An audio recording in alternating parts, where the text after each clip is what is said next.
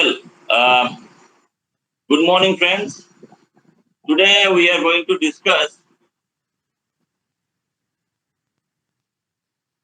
the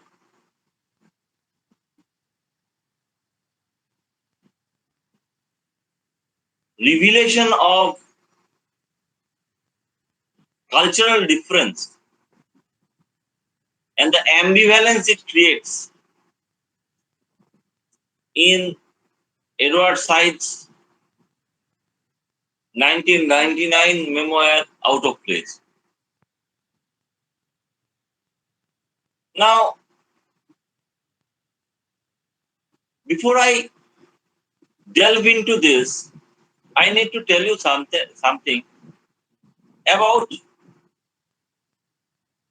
what 20th century history has done to us. What 20th century advances in psychology, sociology have done to us. Now, one thing you have to understand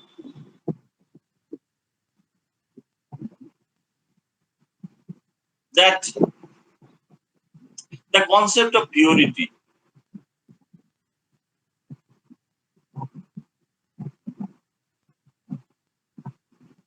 the straightforward difference between black and white, right and wrong,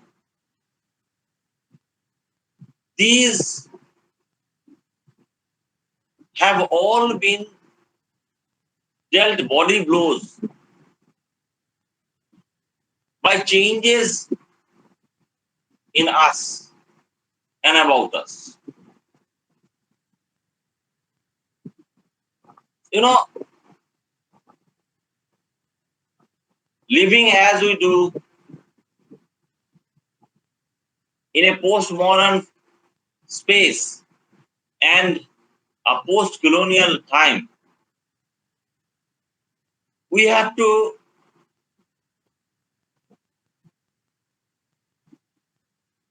contend with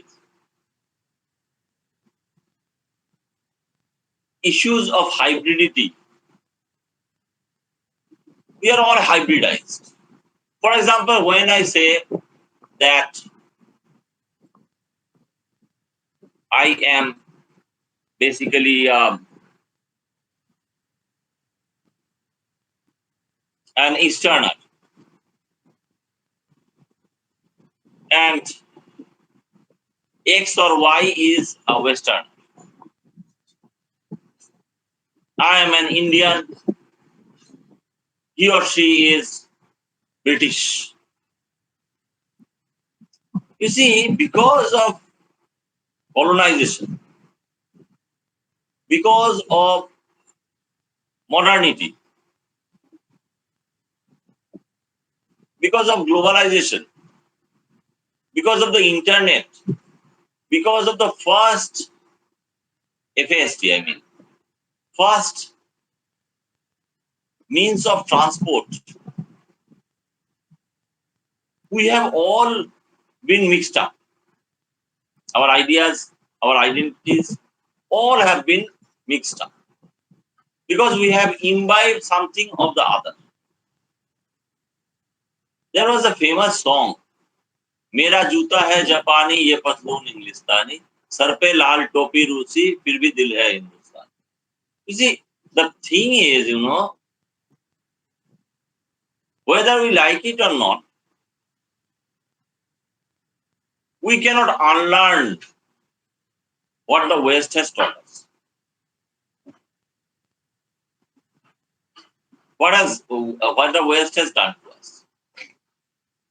And Homike Bhaba,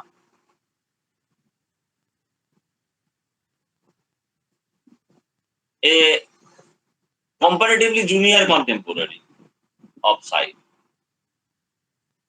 has actually talked about that while dealing with ambivalence, while dealing with his sense of hybridity. Now, come on, you have to understand one thing, that this fact of hybridity often causes our ambivalence also. How and why? our attitude towards something, our treatment of something, our response towards something, everything is mediated, problematized, you may say even vitiated by the fact that we have imbibed each other's culture, each other's science and technology, each other political, social customs, and so on. Now, just look at Edward Said. I have dealt with Introduction to Orientalism in semester 3.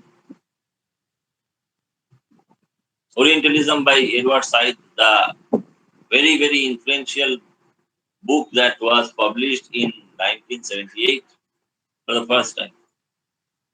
There, Said has talked about how the West conceives of and represents the East. Now, even after Said's repeated attempts at recasting and revising his originary contentions and conceptions, there is some element of black and white in Said's. Here I wish. And this has very easily been brought to the surface when we read a text like his memoir, Outcomes. Even though he always tries to present himself as a Palestinian intellectual trapped in the West. When you read the memoir, those of you who have read it, at least the chapters assigned to you personally, you may remember, you may understand, and you may have come across the fact that Said was leading a very peculiar kind of a life.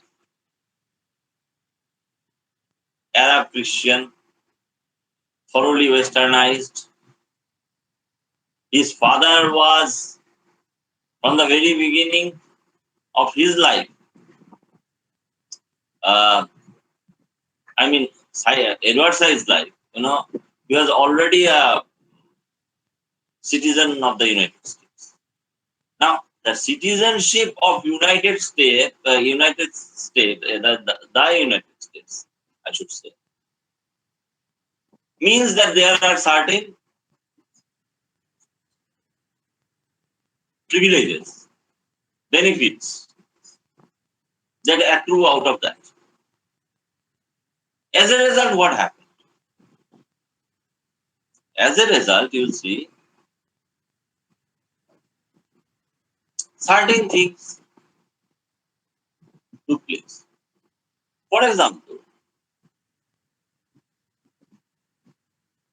he was speaking both in Arabic and in English because both languages were spoken at home. And because his father had an inordinate pride in being a US citizen, gradually Edward Said became more and more westernized, studying in English language schools, being sent to the United States for preparatory school, college, university, and all that. Having all kinds of luxuries because like first class ocean travel, laying the stay in the best hotels of the world, and so on and so forth. Said was having a good time. So even though he always cries foul over the West's treatment of the East,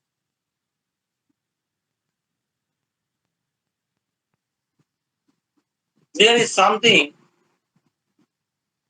that his detractors point out, that his critics point out, is made up, a bit fake and thin. Similarly, cultural differences are there. The fact that even though he was a citizen of the United States, he didn't look like an American. A WASP, WASP, white Anglo-Saxon Protestant. He didn't look like that.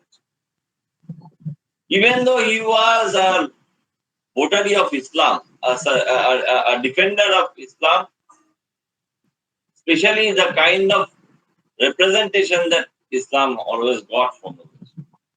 But he was born and bred into a family of Orthodox Christians.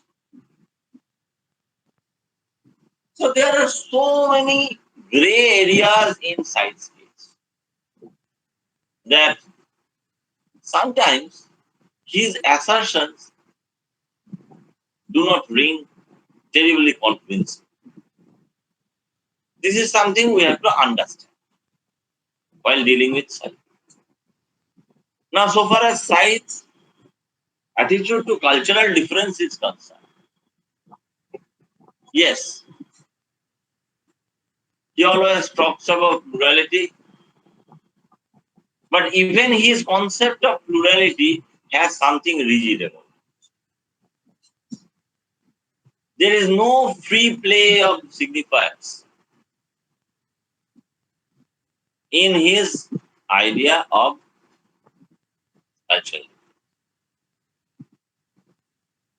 When you read the text, when you come up with your inputs, you will be able to understand and make sense of this particular aspect of the text. So,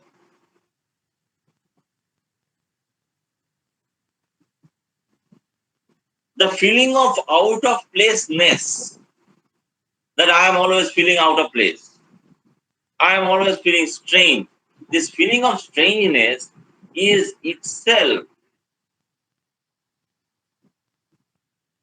a result of the ambivalent attitude of Edward Said towards the question of cultural difference.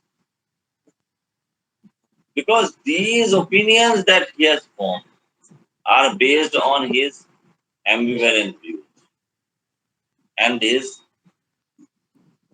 hybrid status.